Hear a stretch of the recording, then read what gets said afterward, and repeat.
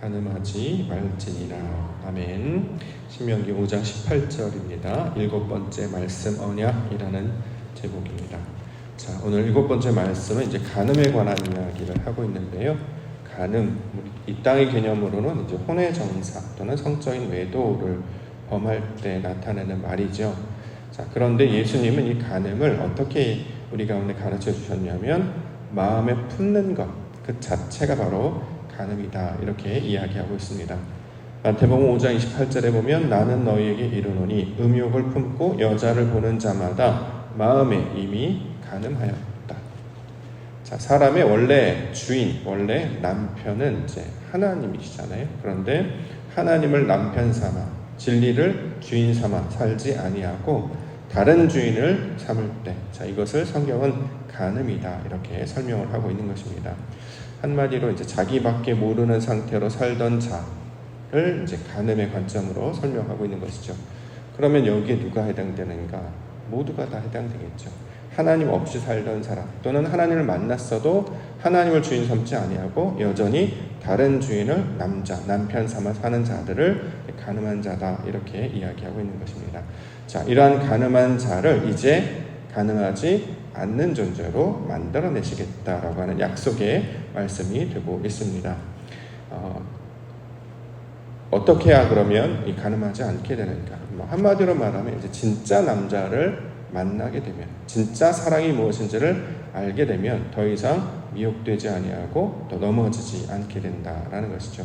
그래서 이 이스라엘 백성들과 함께 한 몸을 이루시고 연합하시는 하나님께서 이제 내가 진짜 너의 남자, 너를 가장 사랑하는 너의 진짜 주인이 되어줄 것이야. 그래서 지금까지는 미혹이 되거나 유혹에 넘어갔을지 모르지만 이제 진짜 사랑이 무엇인지, 진짜 남편의 모습이 무엇인지를 알게 되면 그 다음부터는 넘어지지 않게 될 것이다. 자, 이렇게 그동안 간음한 모습으로 또 넘어지는 모습으로 살았던 이스라엘 백성들에게 주시는 약속의 말씀이 우리 7번째 말씀의 우리 내용이 될 것입니다. 자, 이 말씀의 내용을 이렇게 살펴보고자 합니다. 이 간음의 개념을 우리가 이해하기 위해서는 성경에서 말하는 이제 남자와 여자의 개념을 먼저 알아야 이게 이제 좀 더 이해하기가 쉬울 텐데요. 이전에도 늘 말씀을 드렸습니다만 성경에서 말하는 남자라고 하는 개념은 말씀을 가지고 있는 자, 그래서 말씀을 전해줄 수 있는 능력을 가진 자를 성경은 남자라고 이야기를 하고, 이 말씀을 받아야 하는 상태의 사람을 성경은 여자라고 이야기를 합니다. 그렇기 때문에 남자는 말씀, 하나님을 아는 지식을 가지고 있고 그 하나님을 아는 지식을 여자에게 전해주게 되는 것이죠. 그래서 그 여자는 그 전해준 말씀을 품고 나아갈 때 이제 아들을 잉태하는 모습으로 우리 가운데 보여주고 있는 것입니다. 창세기 2장 24절 보면 이러므로 남자가 부모를 떠나 그의 아내와 합하여 둘이 한 몸을 이룰지로다. 자, 남자가 부모를 떠나 그의 아내와 합하여 둘이 한 몸을 이룬다. 그래서 이것은 이제 세상 사람들은 결혼하다라는 개념으로 이해를 했어요. 그랬더니 이것을 사도 바울은 에베소서에서 이것은 남자가 부모를 떠나서 아내와 한 몸을 이루는 것은 그리스도와 교회를 향한 말씀이었다라고 이제 해석을 한단 말이죠. 이게 그리스도와 교회가 한 몸을 이루는 것을 우리 가운데 설명하기 위해서 주신 말씀이었구나, 이렇게 이제 받아들이게 되는 것입니다. 그래서 말씀을 전하는 그 진리를 가진 자는 성경에서 하나님밖에 없고, 그 말씀을 받아야 되는 이스라엘은 진짜 남자, 진짜 주인을 만나야 되는 것이죠. 그런데 진짜 남자를 만나지 못하니까 자꾸 다른 생각들, 세상의 지식이나 세상의 어떤 교훈이나 이런 것들 따라가게 된다라는 것입니다. 그러므로 진짜 남자를 붙잡지 아니하고 다른 것을 자꾸 붙잡고 나아가려고 할 때, 이걸 이제 성경에서 이제 간음한 여인으로 이제 우리가 묘사를 하는 것이죠. 그래서 간음한 여인은 우리가 이제 이스라엘을 가리킬 때 설명하는 것입니다. 분명 하나님께서는 이스라엘 백성들을 창조하시고 구원하시고 인도하셔서 그의 주인으로 살기를 원하셨습니다. 그런데 가나안 땅에 가서도 하나님을 섬기고 말씀을 따르며 살아가지 아니하고 자꾸 옛습관이 나오는 거예요. 육신의 생각들, 과거의 생각들, 애굽의 습관들 또는 가나안 땅에서 나타났던 이방적인 습관들이 나타나게 된다는 것입니다. 그 대표적인 특징이 뭐냐면, 간음한 여인의 대표적인 특징이 뭐냐면 불순종입니다. 불순종, 듣지 아니하는 것. 이것도 마찬가지, 우리 세상에서도 마찬가지죠. 관계가 쎄해질 때 있지 않겠습니까? 그럼 어떻게 해요? 눈을 안 마주치기 시작하죠. 관계가 쎄해져. 이전에는 눈도 잘 마주치고 나만 바라봐, 나만 봐봐, 나밖에 없어 이랬던 사람이 어느 순간에 눈을 잘 안 마주쳐요. 또 어느 순간 보면 아는 척도 안 하고 고개를 푹 숙이고 있고 늘 상대하지 않아요. 마음이 딴 데가 있다라고 우리가 느낄 때 이렇게 되지 않겠습니까? 이전에는 하나님만 바라보았던 이스라엘이 하나님을 바라보지 아니하고 자꾸 다른 것을 관심을 두고 이제 그것을 바라보기 시작한다라는 거죠. 자, 이것에 관한 상징적인 인물로 호세아서에 등장하는 고멜을 우리 가운데 설명합니다. 고멜이 결혼을 했어요. 그러면 남편과 살아야 될 것인데 남편을 버리고 자꾸 다른 이에게로 나아가게 됩니다. 그래서 결국 그가 망하게 되죠. 근데 그 가늠한 여인을 버리지 아니하고 다시 거두고 참 사랑을 보여주는 자가 호세아라고 하는 남편이었습니다. 호세아, 구원이라는 뜻이었죠. 이스라엘이 이와 똑같은 모습이라는 거예요. 하나님을 주인 삼지 아니하고 자꾸 다른 것들로 나아가려고 합니다. 다른 것을 나아가려서 잘 살면 좋은데 그렇지 않단 말이죠. 진짜가 아닌 것을 붙잡고 있으면 결국에는 다 망하게 될 것이다. 자, 이것을 성경에서 가르쳐주고 있습니다. 요한복음 8장에서도 이제 가늠한 여인이 이제 등장을 하는데, 자, 그러면 진짜 주인, 진짜 남자는 누군가? 자, 하나님은 보이지 않기 때문에 우리 가운데 그의 아들을 신랑으로 보내주십니다. 그의 이름이 바로 그리스도시다라는 거죠. 진리, 생명, 말씀, 이제 우리말로는 이제 예수라고 부르기도 하고, 그렇게 그리스도 예수를 우리 가운데 보여주시면 그와 연합하는 자가 되는 것이 가늠하지 않게 된다라는 내용의 모습이 되고 있습니다. 야고보서 4장 4절 말씀을 보면 가늠한 여인들아 세상과 헛된 것이 하나님과 원수됨을 알지 못하느냐. 그런즉 누구든지 세상과 벗이 되고자 하는 자는 스스로 하나님과 원수 되는 것이니라. 가늠하지 않게 하겠다. 자, 이렇게 말씀을 주셔서 우리 가운데 참 신랑 되신, 참 구주 되신 그리스도를 만나게 하시고 그와 연합하게 하심으로 다시 거룩한 신부로 만드는 내용이 가늠하지 않게 하겠다의 내용이 되고 있습니다. 자, 그래서 요한복음 8장에 보면 가늠한 여인이 사람들에게 붙잡혀 오죠. 그랬더니 어떻게 해요? 사람들이 다 돌로 쳐 죽일 생각만 하지 그를 구원해 줄 생각은 하지 않습니다. 근데 그 가늠한 여인을 구원해 주신 분이 바로 그리스도 예수셨습니다. 그래서 내가 너를 죄 있다 하지 않으니 다신 죄를 짓지 말아라. 그래서 남자, 말씀을 가진 그리스도를 만나니까 그가 온전케 되고 자유하게 되는 모습으로 바뀌게 된다라는 것입니다. 그래서 신약에서 예수님을 만난 자들, 그렇게 가늠한 여인처럼, 버림받은 여인처럼, 미혹한 여인처럼 많은 인물들이 등장을 하는데 그들이 이제 주로 이제 아픈 상태로 이제 등장을 하죠. 그래서 이제 각종 병 걸린 자 또는 귀신 들린 자로 이제 묘사를 합니다. 근데 그들이 누구를 만납니까?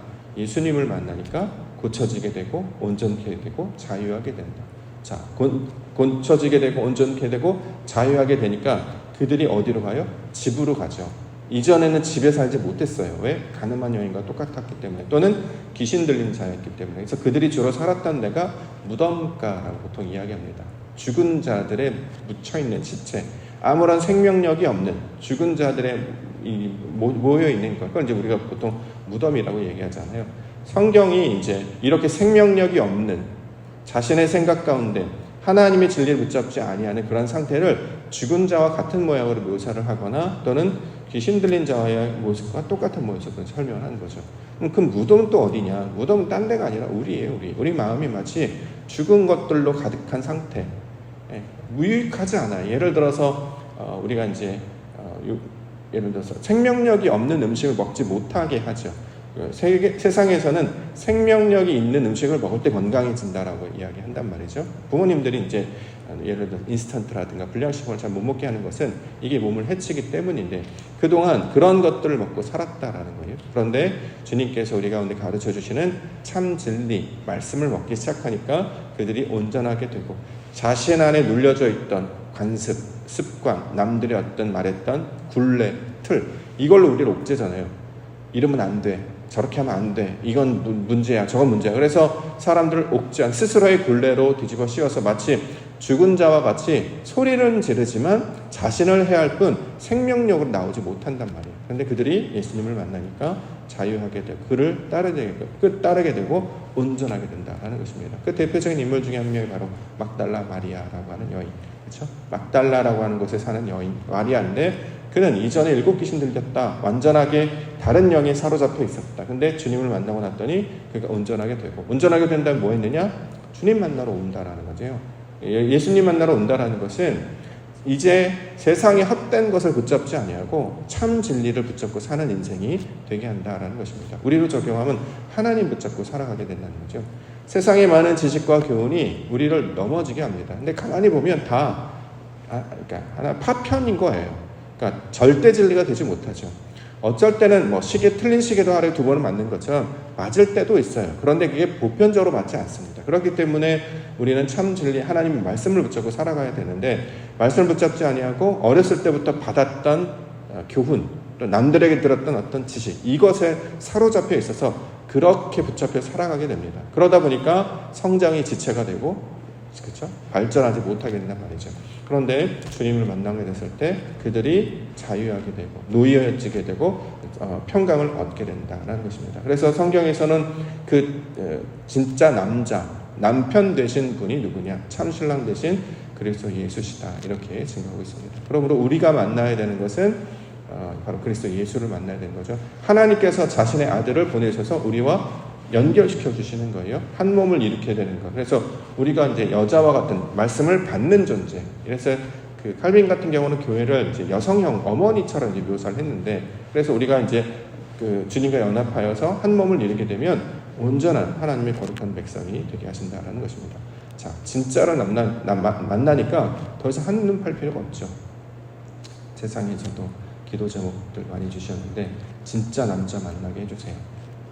멋있는 남자, 세상에서 말하는 멋있는 남자는 뭐 사울처럼, 또는 뭐 그런 사울처럼, 또는 압살롬처럼 뭐 키가 크고 뭐 머리가 맑고 잘생기고 뭐 이런 것을 묘사를 합니다만, 성경에서는 하나님을 아는 자가 진짜 남자다, 이렇게 얘기하고, 성경에서는 그래서 하나님의 진리를 온전히 알았던 그 유일하신 한 분, 그래서 그를 독생자라고 우리는 번역을 했는데, 유일하신 하나님의 아들, 바로 그리스도 예수를 가리키고 있는 말입니다.